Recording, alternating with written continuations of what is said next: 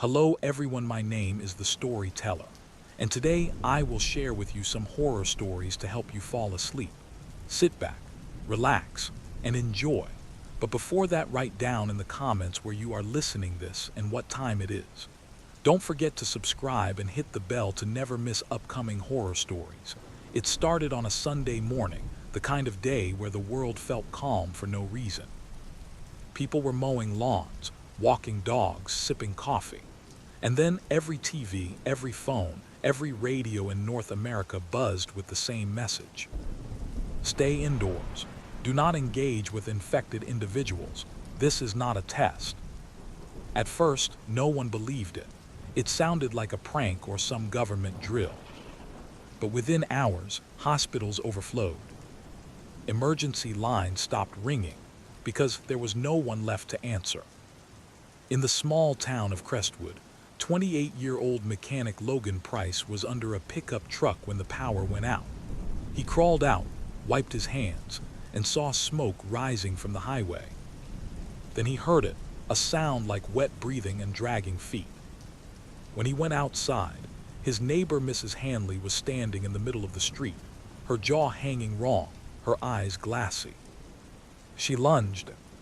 By the time Logan slammed the garage door shut, the screams had already started all over town. By nightfall, the grid was gone. No lights, no sound, no one answering on the radio. Logan sat in the dark with a wrench in one hand and his father's old rifle in the other. The streets outside echoed with chaos, windows breaking, people yelling for help, and then silence. He thought about his sister Maya, who lived across town. She was a nurse. If anyone could survive this, it was her. He packed food, a flashlight, and a crowbar, then slipped out through the back alley. The air reeked of smoke and rot. A helicopter burned in the distance, its rotors half buried in the road. Bodies littered the street, twitching like broken machines. One of them turned its head toward him, a man in a police uniform, missing half his face. Logan ran. He didn't stop until he reached the edge of downtown, where he saw the hospital engulfed in flames. The next morning, Logan climbed to the top of a department store to look for movement. From up there, Crestwood looked like a graveyard. He used binoculars to scan the streets. He spotted people, 3 of them, running from an alley, chased by at least a dozen infected. Without thinking, he fired his rifle once, drawing the creature's attention. The survivors, 2 men and a teenage girl, dashed toward the store. He met them at the entrance, dragged them inside, and barred the doors. They introduced themselves quickly. Derek, ex-cop. Samira, a doctor. Ellie, 14, quiet, eyes red from crying. They'd lost everyone else 2 nights ago. Now, the 4 of them were trapped together in a dead city, listening to the growls echo through the walls. For 2 days, they hid in the store. They scavenged canned food, batteries, water from the break room sink. At night, the infected gathered outside, dozens of them, clawing at the doors, smashing glass, moaning in that low, inhuman chorus that never stopped. Samira studied them through the cracks. "They don't decompose," she whispered. "Not the way corpses should. It's like the infection keeps them alive." Derek frowned. "Alive enough to eat us." On the 3rd day, they heard banging, but not from outside. It came from below. The basement door rattled, something pounding from the inside. "Could be survivors," Ellie whispered. Logan's gut told him otherwise, but they couldn't ignore it. He unlatched the door slowly. The smell hit first blood, rot, and something chemical like burnt hair. A single infected woman was chained to a pipe, her eyes milky, her wrists torn raw from struggling. She wore a hospital gown. Samira's voice trembled. They were experimenting down here. On the walls, written in what looked like blood, were the words, "We tried to cure them." That night, the barricade broke. Dozens poured through the shattered entrance, not stumbling, not slow, running. The group fled up the stairwell, firing blindly. Logan smashed through a window, grabbing Ellie and pushing her toward the rooftop fire escape. Derek covered them, shotgun roaring until he vanished under a wave of bodies. Samira screamed as she fell, dragged down, her white coat disappearing in a blur of teeth and blood. Logan and Ellie reached the roof, gasping, cornered. Below them, Crestwood burned. Above them, the sky was black with smoke and ash. He held Ellie close, whispering, "We're gonna find somewhere safe." Then they heard helicopters in the distance, heading west. Logan watched them fade into the horizon, hope flickering like the last flame on Earth. Logan and Ellie descended the fire escape at first light. The city smelled of ash and death, and the streets were a graveyard of burned cars and abandoned possessions. Every shadow seemed alive, every sound a scrap of metal. A distant groan made them jump. They moved cautiously, following the distant sound of helicopters. Logan carried a crowbar, Ellie clutched a small hatchet she had found in a convenience store. At a crossroads, they encountered their first survivor since the rooftop, a man in his late 30s, wearing a gas mask, holding a makeshift spear.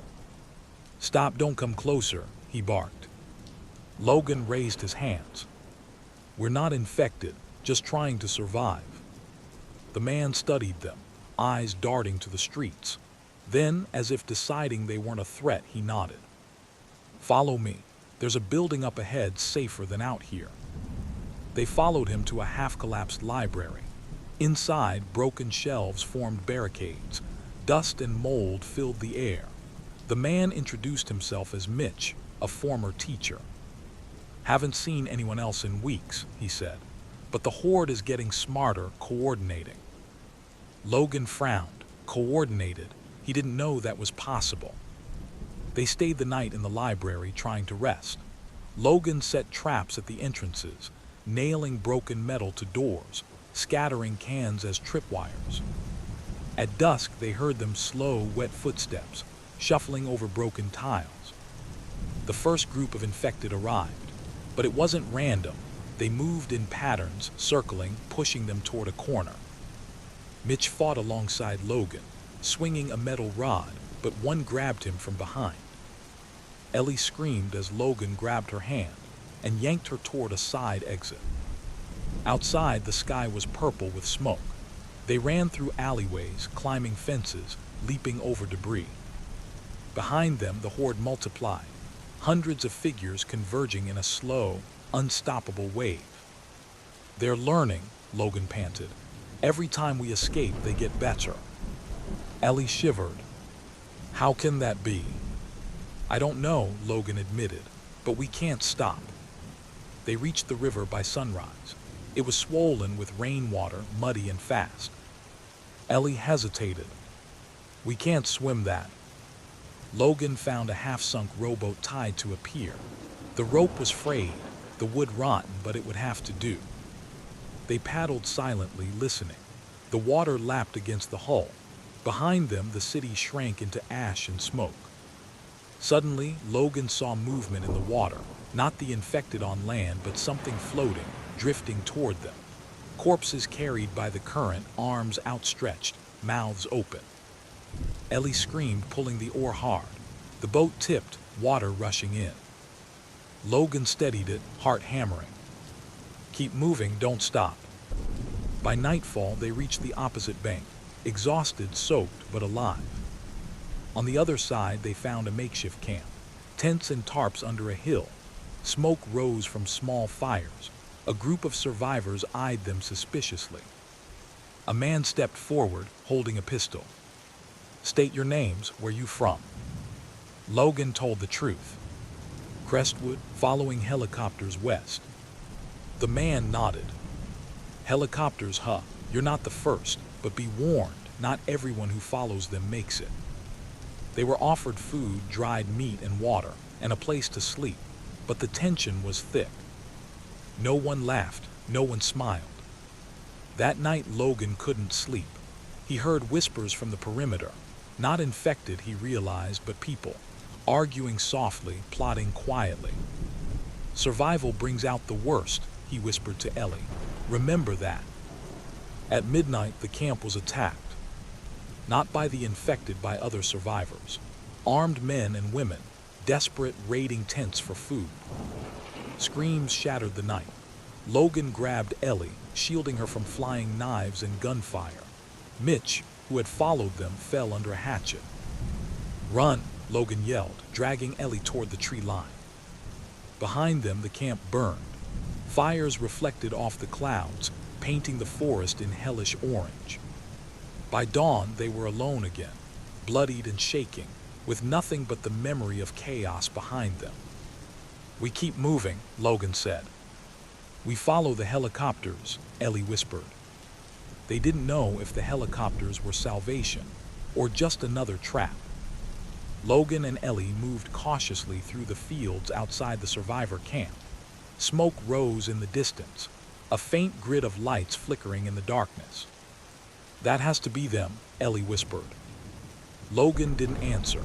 He kept scanning the tree line, crowbar in hand. Every sound made him jump.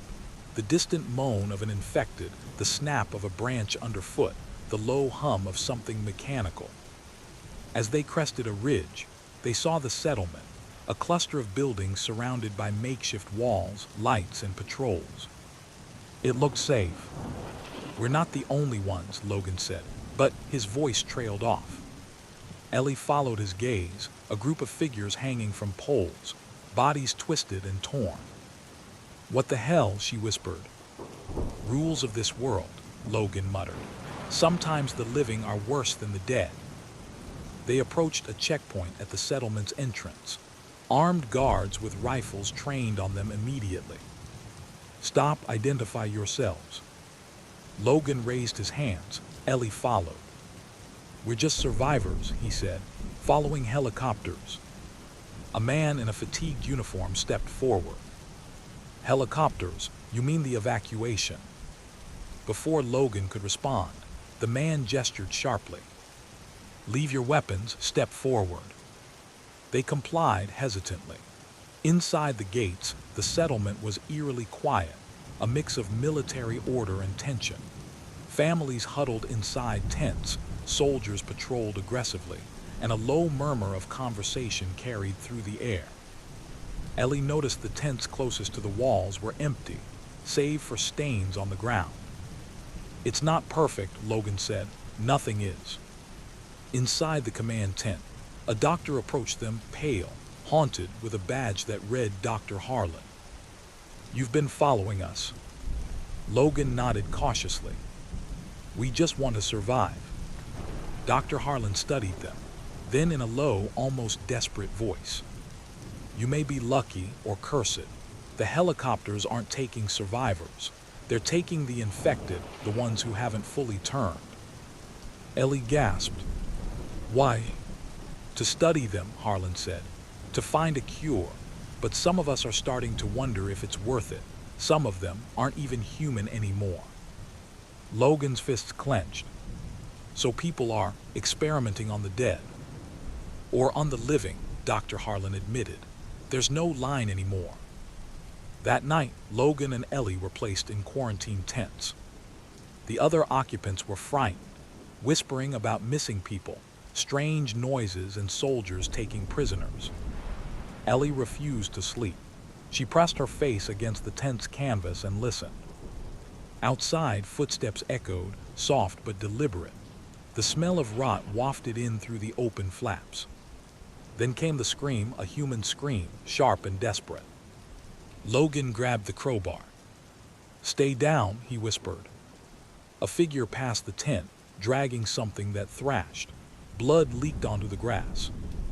They're bringing them here, Logan said, to experiment or worse. Ellie's hand shook as she held onto his sleeve. By dawn, Logan had made a decision. We're not staying, he said quietly to Ellie. If the helicopters aren't taking survivors, then we can't trust anyone here. They gathered what little they had. Outside, soldiers were still patrolling. The infected were being moved in cages. Logan surveyed the walls. The perimeter wasn't heavily guarded on the west side. The river ran close. We slipped past them at first light, he said. It's risky, but staying here is death. Ellie nodded, gripping her hatchet. Let's go before they catch us. As the sun rose, Logan and Ellie slipped into the shadows, following the river away from the settlement. Behind them, the walls were alive with lights, movement, and screams. They didn't look back. And somewhere upstream, the helicopters hovered. But now Logan wondered if they were salvation or just another trap. Logan and Ellie followed the river through dense woods. Every sound, the snap of a twig, the hiss of water over rocks made them freeze. Do you think the helicopters are real? Ellie whispered. Logan didn't answer. He scanned the tree line, crowbar ready. By late afternoon, they saw them. Helicopters hovering low over a clearing, bright searchlights slicing through the fog. They crouched behind a fallen tree. Below, soldiers in hazmat suits loaded cages into the aircraft. Some cages contained the partially infected, others, people strapped to tables, unconscious. Ellie gasped. They're experimenting. Logan nodded grimly. We're going to find out what they want and get out before they see us. Under cover of dusk, they approached the edge of the helicopter clearing. The smell of fuel and chemical disinfectant burned their noses. They saw guards packing, flashlights sweeping the area.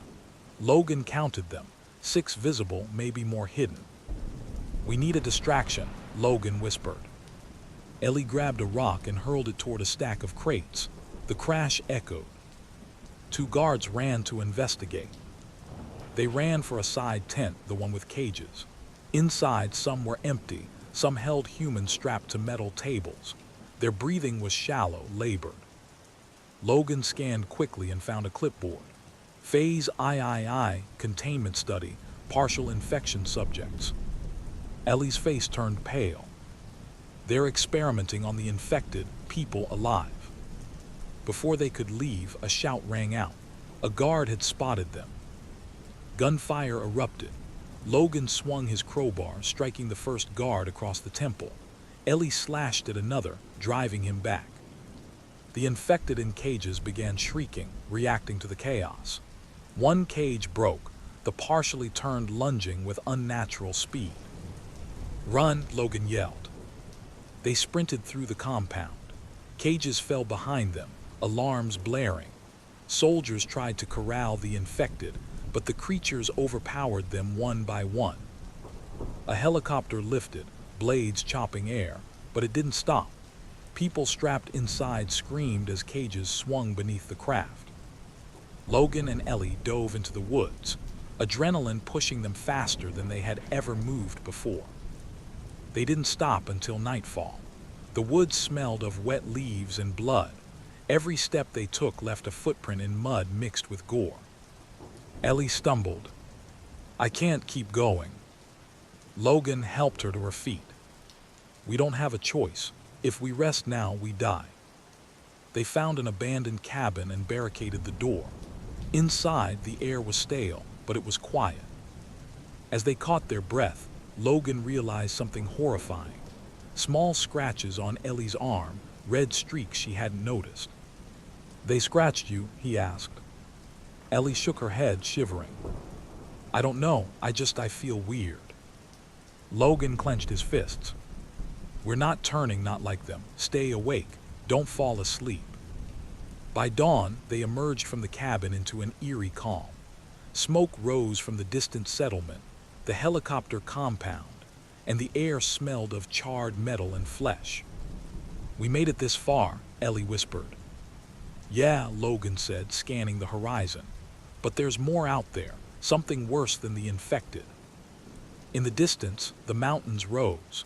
Logan knew the helicopters might be heading there, or at least something like them.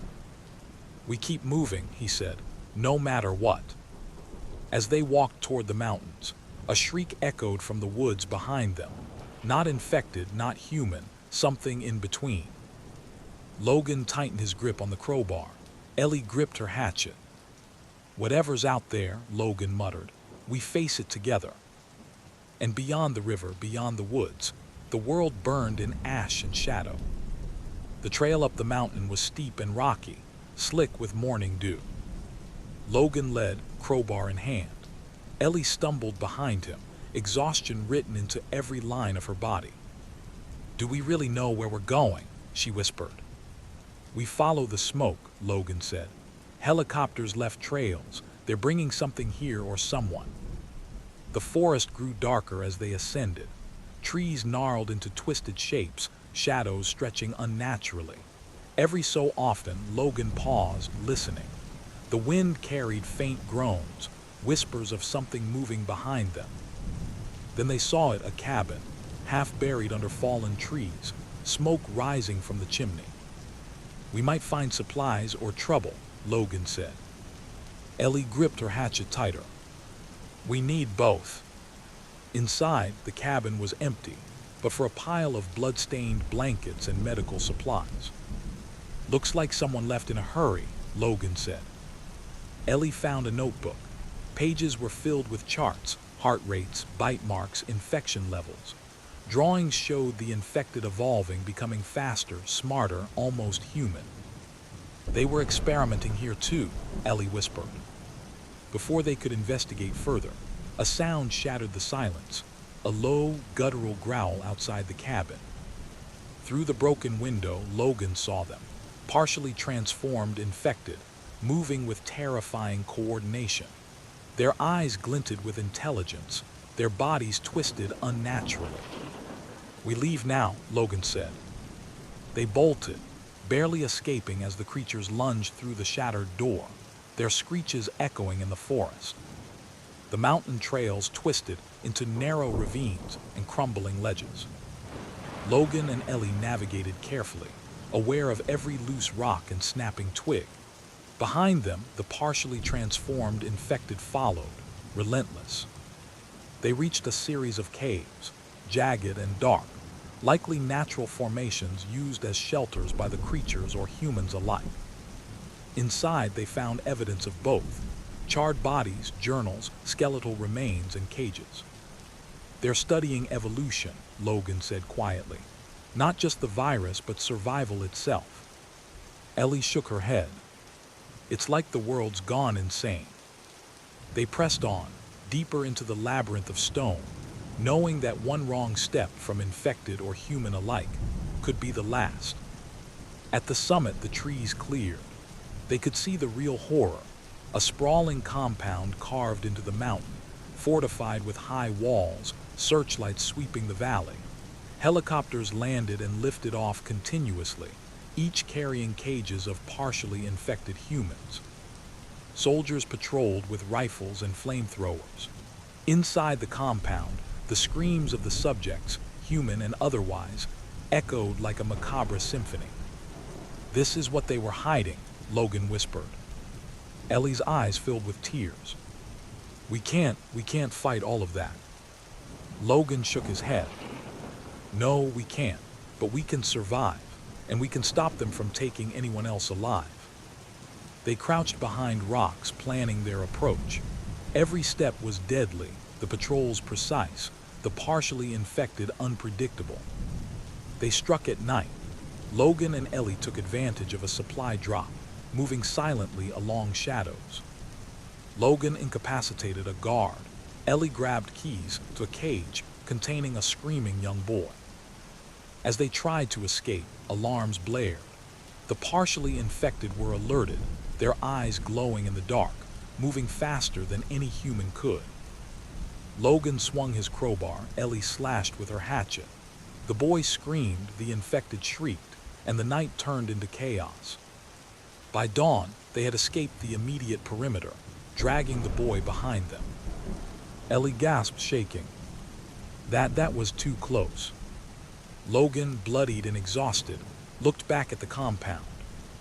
"We've only just started." The mountain loomed behind them. The infected were relentless, the humans worse, and the helicopters, silent witnesses to the horror, waited above, carrying secrets that could destroy them all. Logan, Ellie, and the boy navigated a narrow ridge, the compound looming below. Smoke rose from chimneys, carrying the scent of burning flesh. They discovered a hidden entrance, a steel door partially concealed by boulders. Inside, the corridor smelled of chemicals and rot. The lab was alive, buzzing lights, syringes scattered on counters, cages lining the walls. Some cages contained humans, some partially infected, others fully transformed, grotesque, agile, and intelligent. "They're experimenting on evolution itself," Ellie whispered, voice shaking. A scientist in a hazmat suit turned toward them.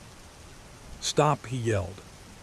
Before he could call for help, Logan struck and Ellie freed one of the cages. The boy ran toward safety, screaming. Alarm klaxons rang, doors slammed.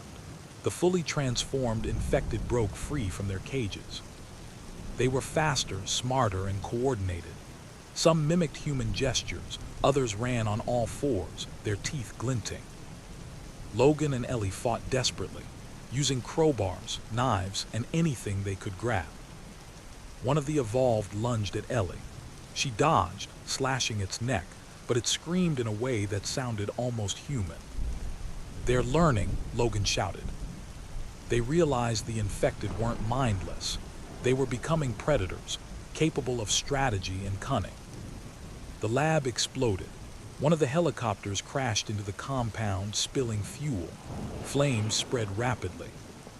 Logan grabbed Ellie and the boy, dragging them through corridors filled with fire and smoke.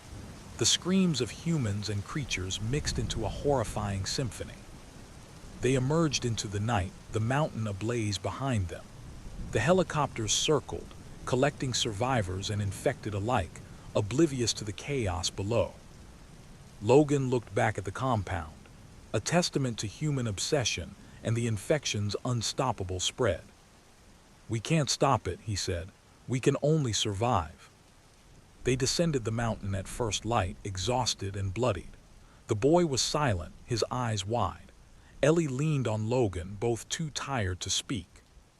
The forests below were eerily calm. The smell of ash lingered, mixing with wildflowers and mud. "Do you think there's anyone left?" Ellie whispered. "There's always someone," Logan said, "but the world isn't safe, not anymore." A low groan sounded from the trees. Logan raised his crowbar, Ellie her hatchet. The evolved infected appeared, stalking them like shadows, but they were slower, recovering from the chaos of the lab. "Keep moving," Logan urged.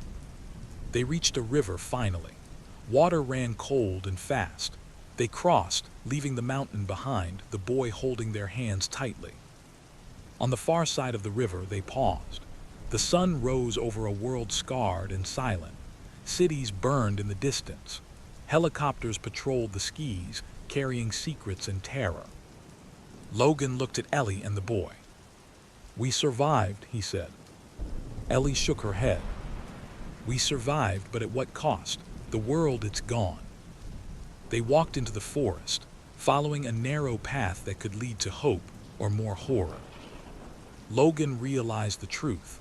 Survival wasn't victory. It was a constant choice, a burden that never ended.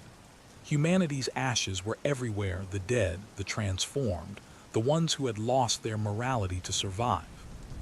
"We keep moving," Logan said quietly, "because if we stop, we join them." And so, they disappeared into the trees, leaving behind the mountains, the helicopters, and the nightmare humanity had created, walking into an uncertain future, where every shadow could be the last thing they ever saw. Logan, Ellie, and the boy moved deeper into the forest. The air was thick with mist, and every shadow could hide the infected or worse, humans willing to kill for scraps. "How far do we go?" Ellie whispered. "Until the air smells clean," Logan said, gripping his crowbar tightly. They set traps behind them, tripwires and noisemakers, to delay pursuit. The forest felt alive, groaning under the weight of death and decay. A flash of movement caught their eye. A small group of survivors, malnourished, wielding knives. "Stay back," Logan warned. The survivors froze, hands raised. "Food, water, please," one of them begged. Logan's stomach twisted. Giving away their supplies meant risking starvation. We can share, but carefully. One mistake and we all die. The survivors nodded, desperation evident in every motion. 2 days later, they reached a town flattened by fire and time. Buildings were skeletal, streets were littered with debris. The smell of rot and smoke was overpowering. They scavenged what they could, canned goods, bottled water, old medical kits. But the town wasn't empty. From a collapsed storefront came scratching and soft moans. Logan peeked inside. A partially evolved infected woman, one arm missing, moving unnaturally fast. "We go around," he whispered. Ellie hesitated. "We could take her down, free the town." Logan shook his head. "We can't fight everyone. Survival first." The town became a maze of tension, every corner a potential ambush. Crossing another river, they were ambushed. This time it wasn't infected humans. A gang of raiders appeared, wielding bats, knives, and guns. They demanded supplies and information. Logan refused. Ellie swung her hatchet. The boy screamed, hiding behind a rock. The skirmish was brutal. The humans were skilled, desperate, and violent. 2 raiders were killed, 1 injured. Logan's group barely escaped, bloodied but alive. "They're everywhere now," Logan muttered. "The living are worse than the dead." Ellie's hand shook. "I don't know if I can keep going." "You will," Logan said firmly. "We survive or we die, no other choice." They found a small shelter built into the side of a cliff, likely abandoned by someone long ago. It had a small cache of supplies, dried food, bottled water, a map. "This is good," Logan said. "We rest, plan the next move." That night they lit a fire. The warmth was comforting, but the silence was unnatural. A shadow moved across the cave entrance. Logan raised his crowbar, Ellie her hatchet. It was a lone traveler, malnourished but alive. He claimed to know the way to a supposed safe valley west of the mountains. "It's guarded," he said, "by people and things worse." Logan and Ellie listened, realizing that each step forward would bring new horrors. The next morning, they set out, following the traveler through narrow passes and rocky terrain. From the ridge above, Logan spotted smoke, another sign of life or death. The valley below was lush but scarred. Abandoned villages, burned fields, and bodies scattered across the plains. "Is this safe?" Ellie asked, voice trembling. "No place is safe," Logan said, "but it might be better than the mountains." The valley was quiet now, but that stillness was deadly. Logan knew the infected were learning, evolving, and human desperation had made monsters of some survivors. As they descended, Logan's thoughts lingered on the helicopter compound, the experiments, the evolved infected, and the unending threat they represented. "We're not out of danger," he muttered. And the valley seemed to hold secrets that would challenge their survival, morality, and sanity. Logan, Ellie, and the boy followed the traveler deeper into the valley. The terrain was rough but offered cover, small forests, ruined houses, and shallow streams. They came across a small group of survivors hiding in a barn, about 8 people, armed and cautious. "Who are you?" one of them demanded, pointing a rifle. Logan raised his hands. "Survivors following helicopters. We mean no harm." After tense moments, the leader, a woman named Mara, lowered her gun. "You're lucky we didn't shoot," she said. "This valley is crawling with infected and raiders alike. We don't trust anyone anymore." Logan knew she was right. In this world, trust was a currency few could afford. By evening, Logan noticed movement beyond the barn. The evolved infected, fully transformed, fast, and strategic, were stalking the group from the tree line. "They're hunting us," Logan whispered. The survivors panicked. Mara organized a defensive circle, barricading doors and windows with whatever they could find. The infected circled, using the terrain to their advantage. They understood flanking, ambushing, and isolating prey. This is worse than anything we faced in the mountains, Ellie said. They're thinking. Logan nodded grimly. And we're the bait. That night, one of the survivors didn't make it. The evolved creatures dragged him silently into the shadows. The next day, Logan decided they needed supplies. They ventured into the ruined town on the valley floor. The streets were littered with corpses, burned vehicles, and scattered belongings. It felt like a graveyard frozen in time. Suddenly, a scream shattered the silence. Raiders emerged from a collapsed building, demanding supplies and human lives. Logan, Ellie, and Mara fought desperately. Firearms cracked, knives slashed, and the boys screamed as debris fell around them. By the time it was over, the raiders lay dead or fled, and Logan realized surviving humans were just as dangerous as the infected. That night, the evolved infected returned, but this time they weren't attacking randomly.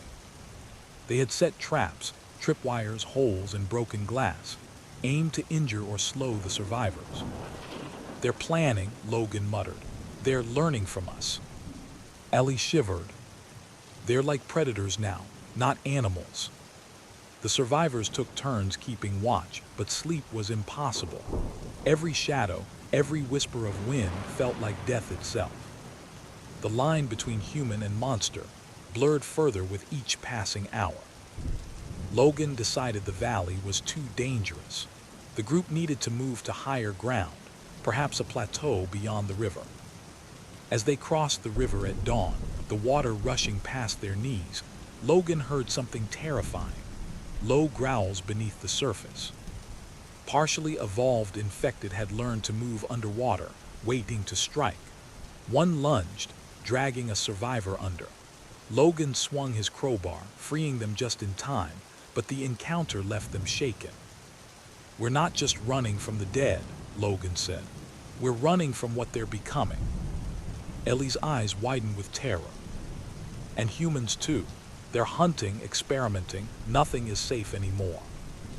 As the river carried them forward, Logan realized the valley was only the beginning. The world beyond held horrors they couldn't yet imagine. After days of treacherous travel, the group finally reached a plateau overlooking the valley. From here, they could see miles of burned forests, ruined towns, and distant rivers glinting under the sun. It's beautiful, Ellie whispered. It doesn't matter, Logan said grimly. Everything below is death. Ahead, smoke rose from a fortified settlement.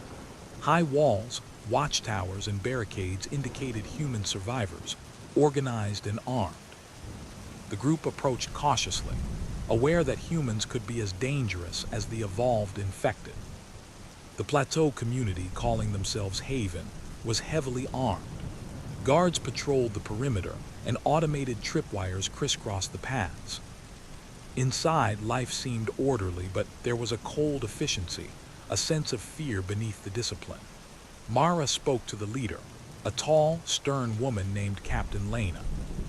We don't take chances. Lena said, we have rules. No outsiders, no infected, and no weakness. Logan understood immediately. To survive here, they would have to prove themselves without revealing their experience with the evolved infected, which could be seen as dangerous knowledge. We'll follow your rules, Logan said cautiously. That night, Lena called Logan aside. We've seen them, she said. The evolved infected are organized. They have hunters, patrols, they are thinking, planning. If they breach the valley floor, your plateau won't last a day. Logan swallowed hard. How do you know? They took one of our scouts last week, Lena said, pointing to a map. We found his body, partially evolved, chained to a tree. He wasn't completely human anymore. Ellie shivered at the thought. They're learning from humans. Yes, Lena said grimly, and one day they'll understand war. On the second night, the attack came. It started with whispers outside the walls, soft scratching and distant groans. Then came the evolved infected, fully coordinated, moving in patterns, using tools and crude weapons scavenged from the valley. The survivors fought back with arrows, guns, and fire, but the evolved infected adapted quickly. Some scaled the walls, others set traps. Logan, Ellie, and the boy fought alongside the defenders. Logan realized that brute force alone wouldn't work. They had to outthink the evolved, predict their movements, and use their own intelligence against them. By dawn, the plateau was scarred with fire, blood, and bodies, but some survivors had survived. The morning after the attack, Logan surveyed the devastation. "They're getting smarter," he said quietly to Ellie. "So are we," she said, exhaustion in her voice. The boy clung to Logan, wide-eyed. "Will they come back?" "Yes," Logan admitted, "and we'll be ready." Lena approached. "You've proven yourself, but know this: surviving here is temporary. The world is changing. The evolved infected are not animals. They're predators, and soon they'll hunt like humans, strategize, and kill without hesitation." Logan nodded grimly. "Then we adapt or die."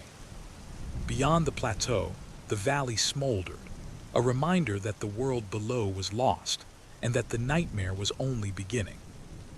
Night fell on the plateau, but sleep was impossible. The evolved infected had not retreated.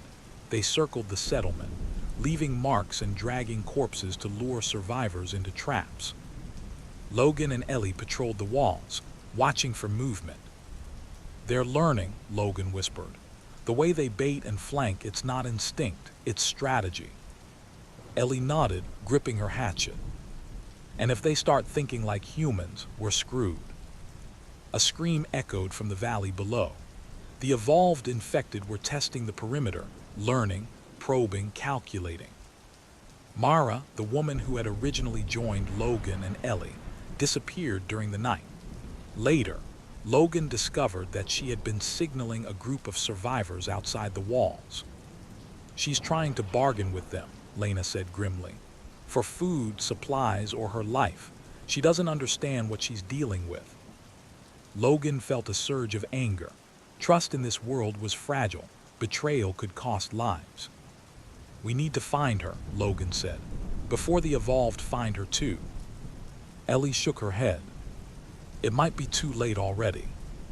Before dawn, the evolved infected launched a coordinated attack. They had learned to climb walls, break gates, and use fire to flush out survivors.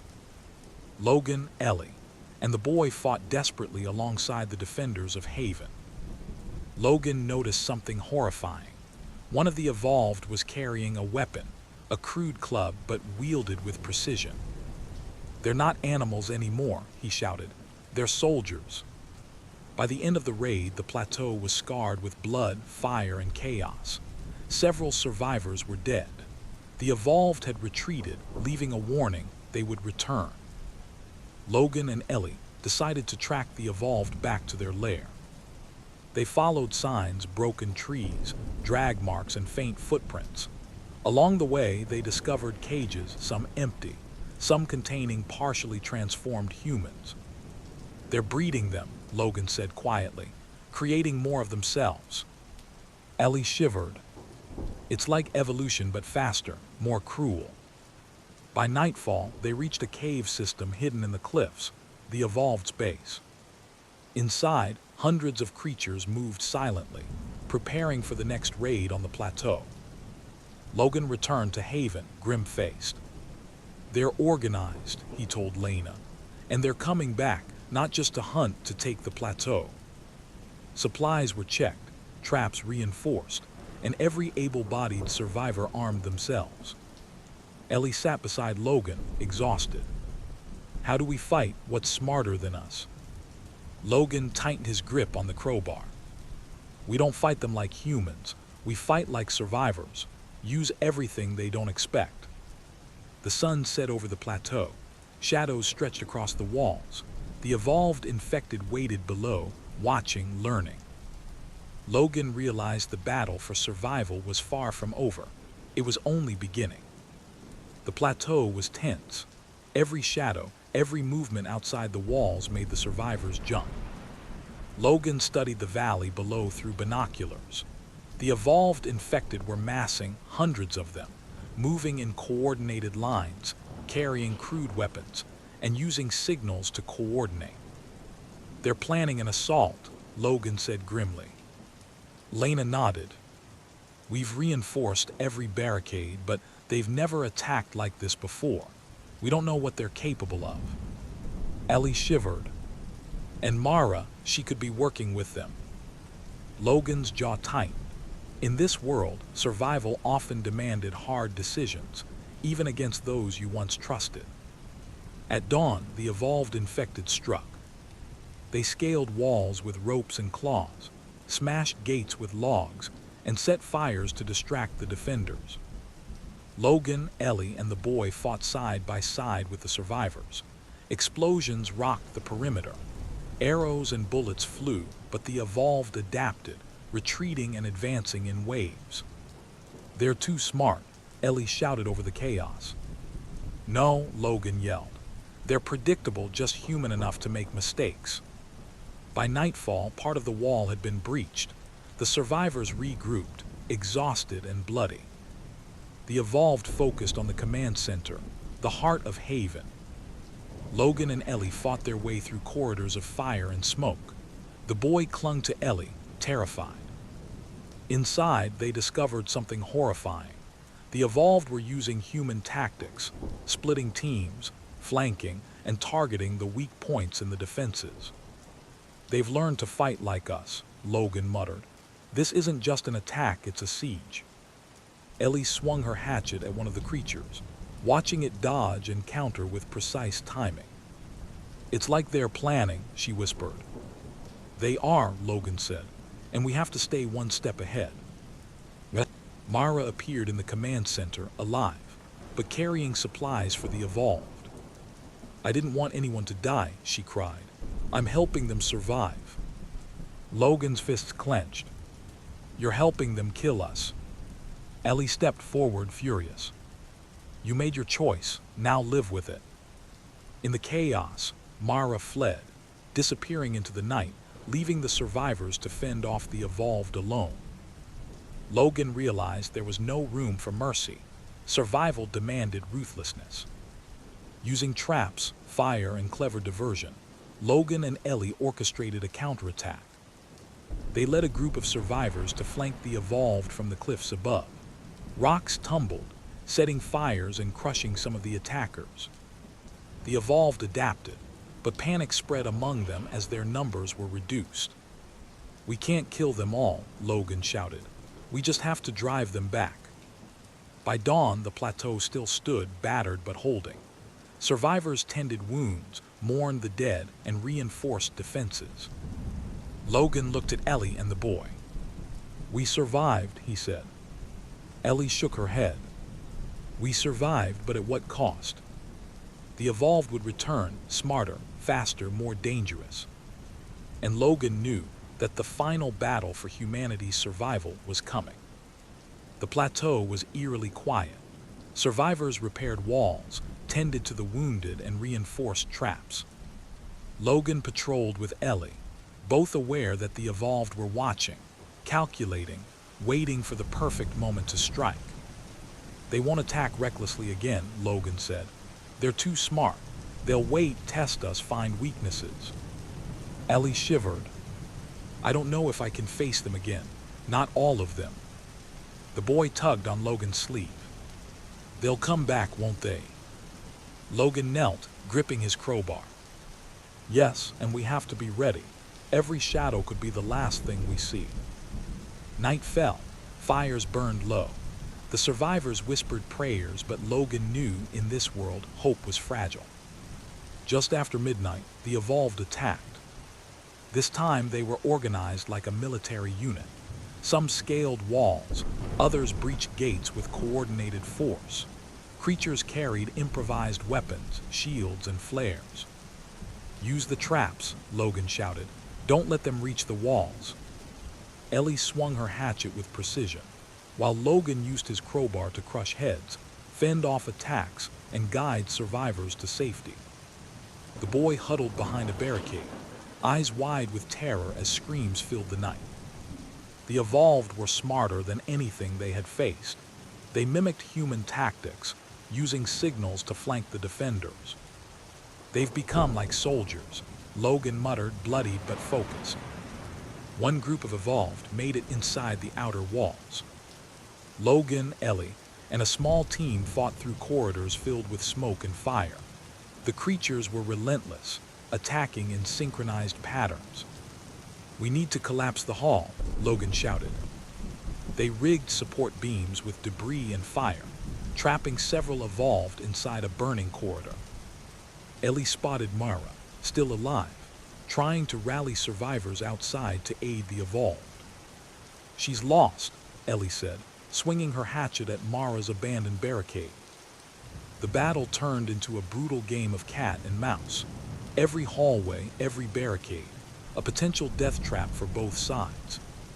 In the dead of night, Logan and Ellie discovered the evolved's leader, a terrifying hybrid, part human, part infected, showing intelligence, strategy, and terrifying adaptability. It moved with calculated precision, coordinating attacks, mimicking human commands, and anticipating the defenders' moves. This isn't just a monster," Logan whispered. "It's thinking." Ellie fired her hatchet at its arm, barely slowing it. The boy screamed from behind, as the creature responded with a shriek that was almost human. "We can't let it live," Logan said grimly. "If it survives, it will lead them to destroy everything." With a coordinated strike, the survivors, led by Logan and Ellie, trapped the creature in the burning hall, collapsing the ceiling onto it. Silence followed. Only the crackle of fire remained. By dawn, the plateau was battered but standing. Survivors mourned the dead, patched walls, and tended wounds. The evolved had been reduced, their intelligence scattered, but the lesson was clear. The infected were learning, evolving, and could return stronger. Logan, Ellie, and the boy stood atop the walls, looking over the valley. Smoke rose from the distant mountains and ruined towns. Humanity was fragile, but it survived for now. "We did it," Ellie said quietly. "For now," Logan replied. "But the world has changed. The evolved, they'll come back. We have to be ready." The boy clung to Logan's arm. "Will it ever end?" Logan looked down at the ashes scattered across the valley. "Not really, but we survived. That's all that matters." The sun rose over the plateau, casting long shadows.